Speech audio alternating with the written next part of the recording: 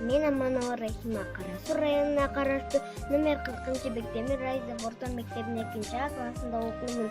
Балдарга мээрим акциясына катышууну каалап, апам, атам жана мен деген темада сүрөттөрдү тарттым. Үй бүлө башчысы атам ал аябай камкор жана адилеттүү. Апам ажарлуу жана мээримдүү. Мен ата-энемди аябай жакшы көрөм. Мен дүйнөдөгү эң бактылуу кызмын. Мен апама арына бир айтам: апаке байыгым алтын күндөй биигим, аман эсен жүрөгөр жарык чачып биз үчүн. Айлаған байығым келген емес.